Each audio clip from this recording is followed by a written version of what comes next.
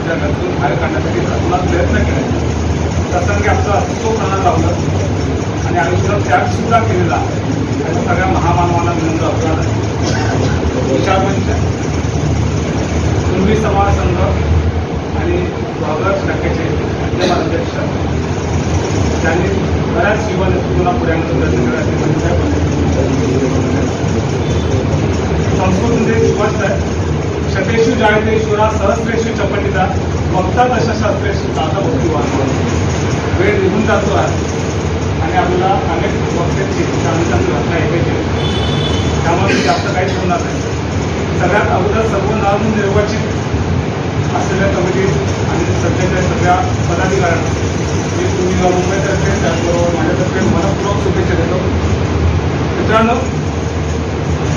आईच्या उदरातून जन्म घेतल्यानंतर आपण जसं चित्तवरून घेण्याचा प्रयत्न करत असतो, अगदी त्याचप्रमाणे या समाजात आपला जन्म झालेला आहे. या समाजाचं सुद्धा आपल्याला गुन्हा आहे आणि त्या गुन्ह्यातून मुक्त व्हायचं असेल असं आपल्याला जर वाटत असेल तर ती योग्य वेळ विभागांवर येऊन घेतलेली आहे. या पदांच्या माध्यमातून अविरतपणे काम करून आपण आपल्या ऋणातून आपल्या समाजातून मुक्त होण्याचा तात्पुरता करण्याचा प्रयत्न करतो आणि ही वेळ तुम्ही सगळेजण तेवढ्याच प्रमाणात पार पाडाल अशी आम्हाला सगळ्यांना खात्री आहे. आणि म्हणूनच जगद्गुरु तुकोबाराय म्हणतात, गर्वे देवा कुणबी केलो नाहीतर तलबीची असतो. रूढी परंपरा या सगळ्या आपल्या सगळ्यांच्या दावणीला मानलेल्या आहे. 33 कोटी देवांची निर्मिती आपल्या सगळ्यांच्या घरातून झालेली आहे. हे जरी सत्य असलं तरी ज्या वेळेस आपण घरातून बाहेर पडतो आणि ज्यावेळेस आपण ज्या संघटनेत काम करतो त्या संघटनेची ध्येय धोरणं काय आहे, ती संघटना कशाच्या बळावर चालते, त्या संघटनेची विचारधारा काय आहे, ही तुम्ही आम्ही सगळ्यांनी समजून घेऊन त्याप्रमाणे भाष्य करणं ही जास्त काळजी गरज आहे.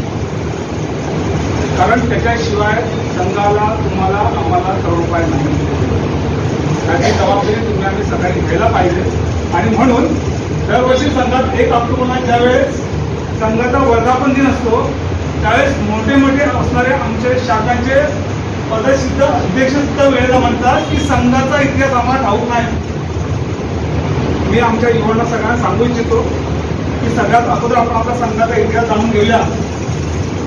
संघाच्या इतिहासामध्ये फक्त माळी गुरुजी पेजेसाहेब वाघेरे यांचंच योगदान नाही, तर संघावर राष्ट्रपिता महात्मा ज्योतिराव फुले, सावित्रीबाई फुले, शाहू महाराज, डॉक्टर बाबासाहेब आंबेडकर या सगळ्या महामानवांचं प्रचंड योगदान आहे. त्यामुळे ह्या कर्मयोगाची सुद्धा असलेली पुढे काय आहे आणि आपल्याप्रती असलेली जी जबाबदारी आहे ती जोपर्यंत आपण जाणून घेत नाही तोपर्यंत त्यांच्यासमोर नतमस्तक आपण होऊ शकत नाही. तो आपण भविष्यात याचा सुद्धा गैर घेऊ किंवा इथेच थांबतो. त्याचं जास्त